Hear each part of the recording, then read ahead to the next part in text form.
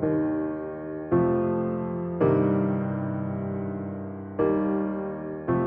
was it, here's Whatuira. He's off for the prize. Bowen's after him. Whatuira. I do worry about the athletes of today. Social media, people expecting them to be heroes, but in reality, they're just young men. Overcoming losses, feeling that you've let your teammates down, your family down. When you're injured, you have financial worries. The stress is overwhelming.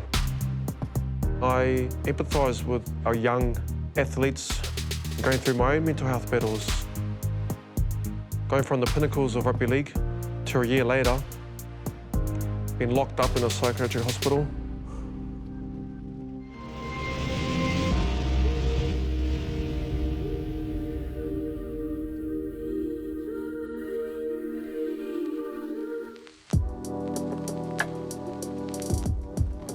Kia ora, my name is Paul Whatuira. I am a father.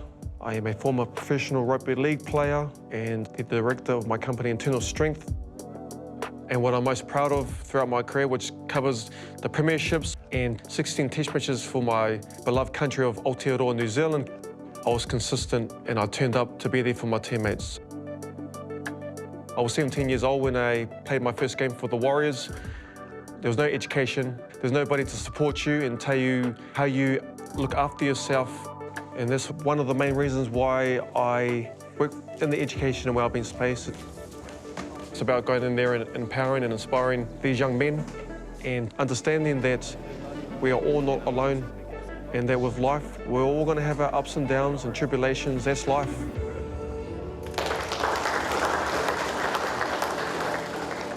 Tā mara, ko te Māori tū, te Māori noho, ko te Māori arangi, ko te Māori a papa, ko te Māori a io. Tā mara, ko te aroha, ko tēnei te aroha o ngā tipuna, ui, wero, te mai te Māori.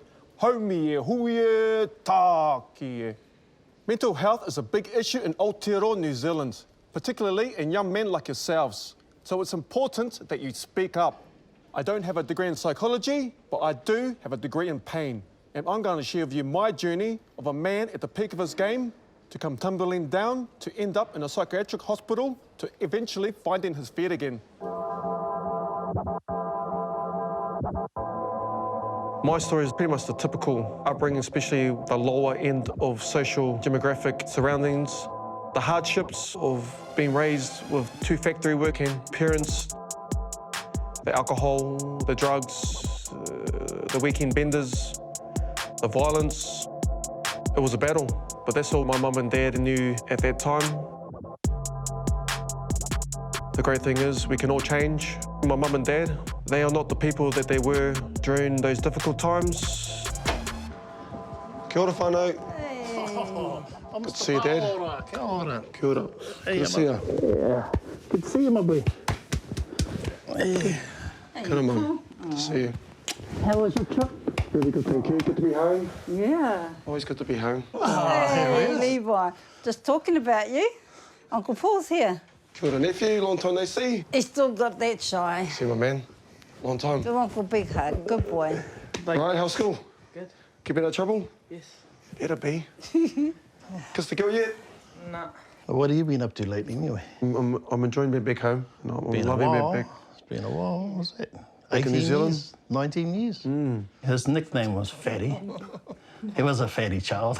He was a stubborn little bugger. He had an attitude, but he got into boxing and that he sort of come right.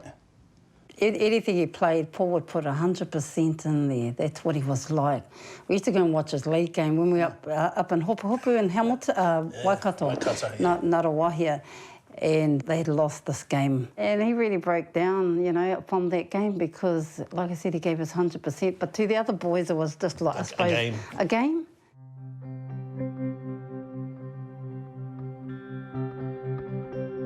I was that typical Māori boy in the back class, daydreaming about playing at the highest level. The opportunities of education were there, but I was just solely focused on becoming a professional athlete.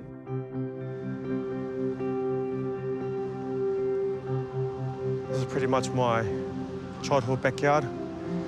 boxing, rugby, league, touch football. But when I come back, I'm always the same Paul. It keeps me humble, it keeps me grounded.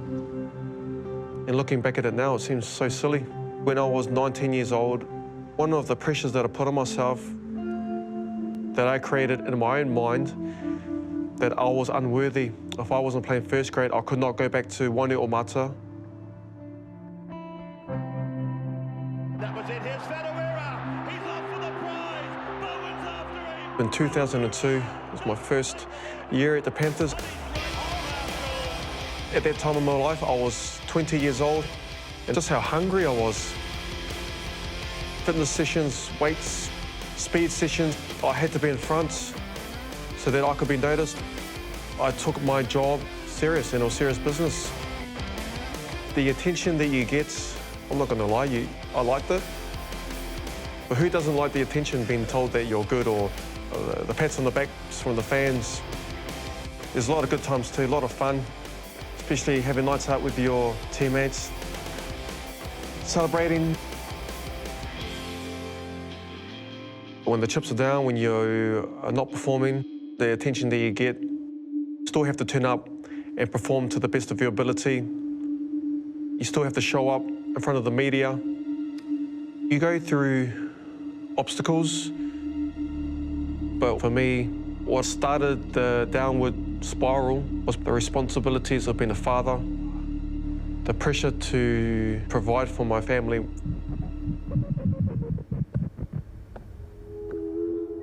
I was in England, finishing off my career, putting pressure on myself, not sleeping, drowning my sorrows,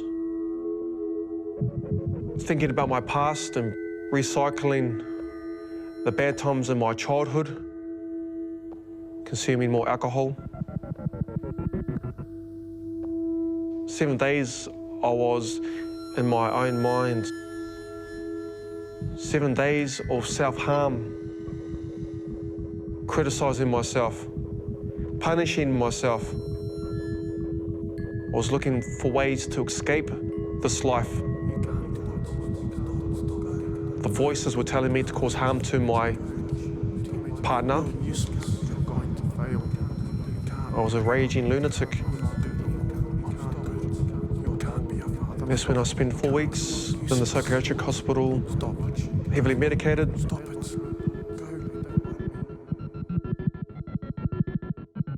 I left the hospital.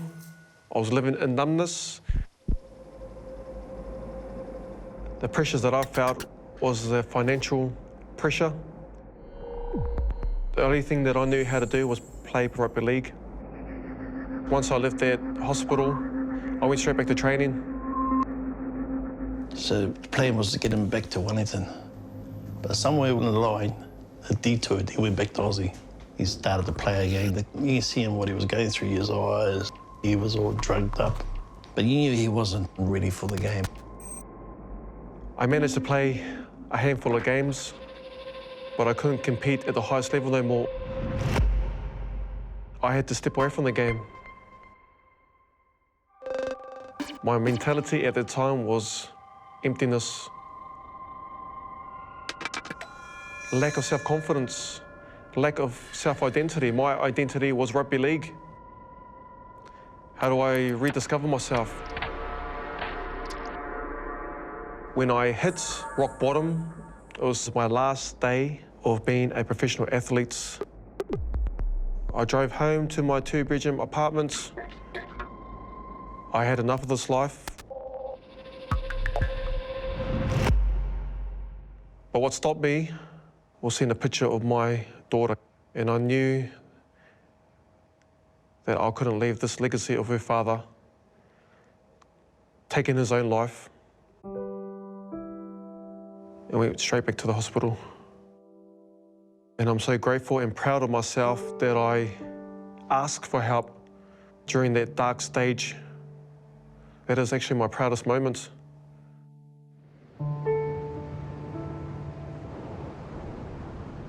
So the ocean, Tongaroa, is sort of like my cleansing. Every day's not a good day, but I make sure when I'm drained, Or when I am feeling not so good, I go to the ocean. Today is very special. I'm catching up with a former opposing player who used to play for the Bulldogs, played for the Kangaroos, Rini Maitua. He's just transitioned into life after football. Hopefully he can give us some insights into his troubles that he went through. Here he is. Long time no see, buddy.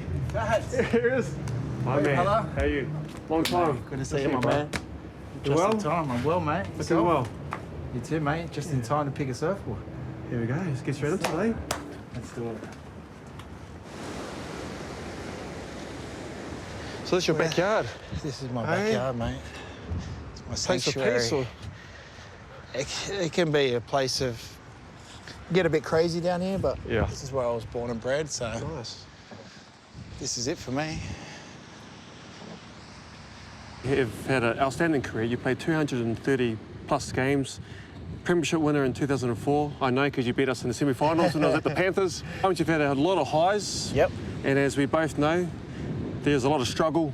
Can you share with us some of your highs and lows during the game? Within 3 years, I'd won a reserve grade grand final, a first grade grand final, picked in city country, you know, and then picked for Australia before I was 24. Yes. So everything was building popularity and being recognised in the street. It's so much success that your values kind of go out the window and your morals and what you forget what got you there in the first place. And then eventually it all caught up with me. It all caught up with me, and that slow decline starts to get steeper and steeper, and yeah, eventually I spent 2 years out of the game for testing positive to a banned substance. I didn't seek any sort of help. I just trained my backside off to get back onto the rugby league field, and everything was going great at first, but things slowly started to creep back into my life that led me down that wrong path. I think it was the pressure of not being able to compete as hard as I wanted to anymore, and you know, there was things happening off the field that I kept to myself. There's financial struggle. A lot of there's alcohol which I brought on myself, but that was just to smother the fact that I wasn't playing well. It was just this vicious circle that I put myself into that I didn't know how to deal with, and eventually I got, you know, really depressed, and I went down the path of trying to take my own life. I can look back on it now, and it was a tough road and an extremely tough period to pull through. It is what it is, and I'm trying to find my place in society again. In the last 5 months, I've been enjoying cabinet making and surfing. That's my therapy now. I'm still learning every day, learning every single day, and the minute you think that you know everything is just an ignorance that will send you down the wrong path again.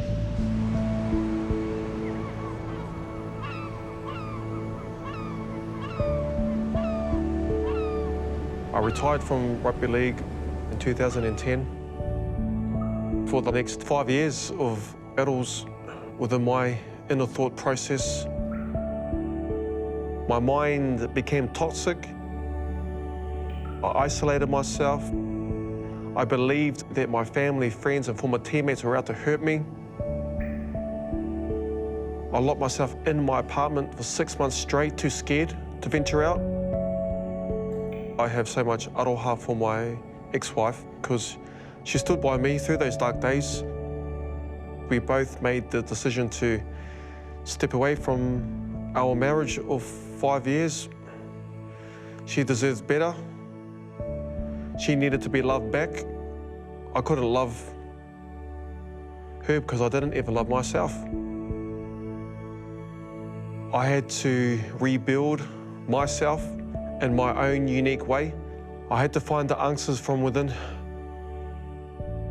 And with each day, I became stronger. Each day, I slowly built my confidence up. I reconnected back to my culture. I started challenging my own internal dialogue with my negative thoughts that I had. And by challenging, I realized that, hey, it's not true. My teammates still love me. They still see me as the same fats. re-educated myself in what made me feel good, which was training.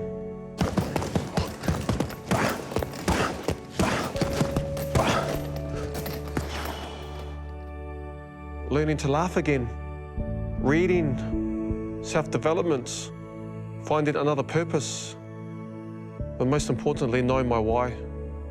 And my why is my pounamu, my daughter, Gabrielle.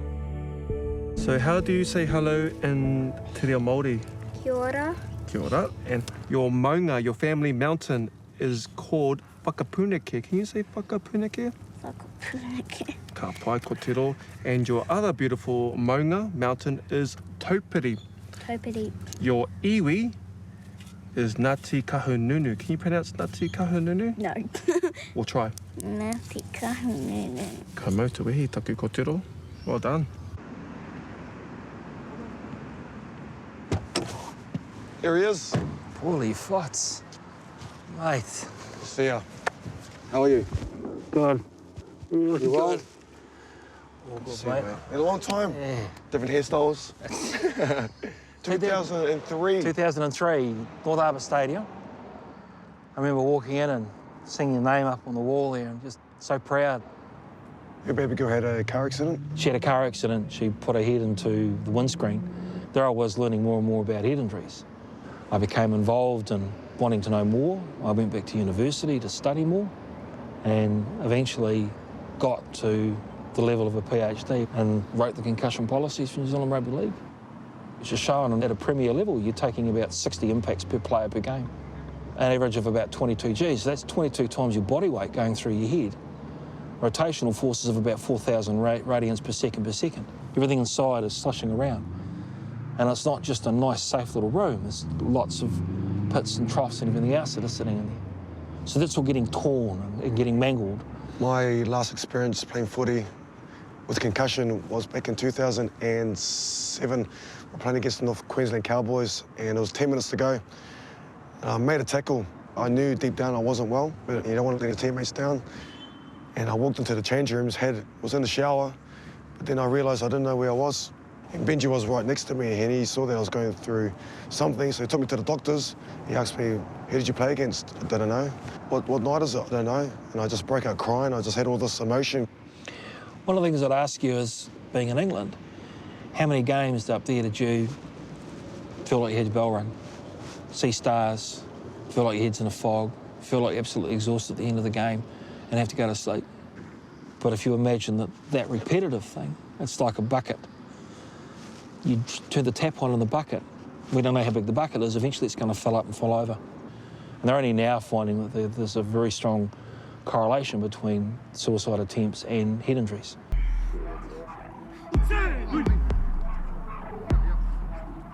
Our young athletes, the pressures they are putting themselves to making it big time. Financially, to support the family at a young age, that's a lot of pressure.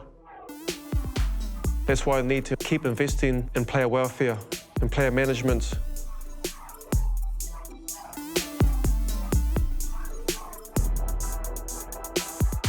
Shane Alford is the Education and Wellbeing Manager at the Penrith Panthers, and he's been a good friend. We have a long rugby league history. It's going to be awesome to connect with Shane, to see the development in the wellbeing space. Here he is. Hey! Long time no see, buddy. How are you, Centre brother? partner, good to see you. How you going? Very well, thank you. How are you? Something. Nice, you're still looking big. Hey, please. Don't be like that. What do we do this for? What are we copying each other? Sit down. We'll do. How's things, all right? Very good, thank you. I see you're running the show here now. Ah, please. You wish. The dual premiership winner, 03 Yes, Panthers, I am, but 05 this is- Tigers. Chased me around a couple of clubs, came to Panthers, I went to Tigers, you followed me to Tigers. I did we went too, a comp yes. overseas to England, Huddersfield Giants, that was an experience. Back in our heyday, it was a long time ago. What have you found been the biggest issues off the field with our young athletes of today? Yeah, I think there's a lot of pressure they put on themselves about trying to make it in the rugby league world. I mean, they've got talent, they've all got talent. They kind of put their normal life on hold to do the best they can in rugby league, and as we know, they don't know when that journey's going to end, whereas We speak to them about the balance in life. You know, try to keep yourself busy, go and work. The reality is you're not going to make it as a rugby league player, and if you do, you're probably still going to have to work or get a qualification. What are you doing now to monitor your players' well-being? Our sports science team have devised a little 5-question questionnaire, such as how well did you sleep, how are you feeling, your mood, are you stressed? Example might be not sleeping well. That's a conversation starter for Kevin and myself to go around and talk to the player. We can identify there. That gives the player an opportunity to let us know. If he says, no, everything's fine, then that's telling me that, okay, well, he's not telling me. So I'll go around to him again later on, after training or post-training, and sort of see if I can dig a little bit deeper. Obviously, every young player, every young male has setbacks, and if we try to make him resilient, realise it's not the end of the world, we give him some strategies around that. You know, an example might be spend more time or reconnecting with family, or it might be to travel, it might be to, you know, help out a junior club or a young person, mentor somebody, etc. like that. There is far more pressure on our athletes today than back in my day. The social media, if you have 100,000 people following you, that's a lot of pressure. Injuries is another one too. When you're injured, you're away from your teammates, you're training on your own. You have players in good form taking your position. The stress is overwhelming. Yeah. Josh, good to see you. How you going? You well? Good. How are you? Very well, thank you. Just trying to keep out of trouble, you know? Yeah. Have a seat. My man, Zach, thank you for your time. I appreciate it. You are both going through a difficult journey at the moment. You both have suffered serious knee injuries, and we all have our down days. One of my mechanisms is sleep. When I don't get enough sleep, I struggle through my day. Yeah. It's a bit more harder. Yeah. Can you share with me some of the triggers that you may have, Josh? Yeah, so pretty much a trigger happened last week, like round one, like it was just the boys who came for round one, I was thinking, oh, like they all get to play, this, that, like I'm like, oh, I can't even play this year. And they all get to play round one, wear the jersey. There's no better feeling than just putting on the jersey and running out. But yeah, so that was tough, so I just, had to get over that, like talk to people. Do you have a lot of support around you during this time? Yeah, as Josh said, just like the boys and stuff, having them, like, you're not left out or anything, you always feel like you're part of the team still. When you're upset about it, they tell you just don't worry, like, just get back into your footy and, you know, just enjoy everything that's happening and take it as it goes, so. You're both in the under-20 system. You can't play rugby league forever. Have you both got a bit of education happening at the moment? Yeah, so I just finished my diploma in sports management, and then I just done a week-long course in my Cert 4 in WHS, so work, health and safety. Oh, good. Yeah, I just finished year 12. Even when with injuries, they encourage like work, get a job, like study something. So they don't let you play unless you you're working or studying. There's still a lot of bit of negativity going around with social media, how athletes use it, how people in general use it, and we do a lot of education on that, so it helps us along the way. Like, because we're young, we sort of need some guidance with what to do, so it helps big time. Yeah, it's so important. Like, you got to watch exactly what you post, what you say, even like when you're commenting on stuff, because it's like can be seen and dragged from anywhere. Like as soon as you put it on social media, it's there. Like anyone can see it. So yeah, you got to be like pretty good. Like you got to watch what you post only like good things. After spending time with Shane, and it is awesome to see the supports that these young athletes are getting today. Obviously, there still needs to be things that need to be worked on. And that's why it's so important that these players understand that there's people that have walked their shoes. When our players are feeling down or they're not feeling right, is that they speak up and ask for help. How much do you think this weighs? 3 grams, yep. So if I held onto this water for a minute, would it be heavy? No? Half an hour? A day? A week? A month? Now that's just getting heavy, isn't it? And this is exactly like small stresses or problems that come into our life on the daily. When we have a problem that comes into our life, it's important that you let it down. Because if you hold on to that problem for a day, 30 minutes, a year, that shit gets really heavy. It's important to find that balance within your life.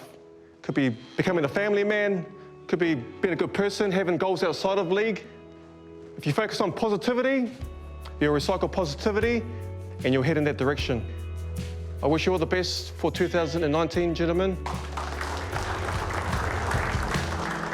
We're tū whanau for Paul Whatuira. I practice living for today. I still dream big, and the vision that I have is that I want to empower and inspire as many people as possible. I'm not here on my own. I have the support from my family, my friends, rugby league. All you have to do is ask for help.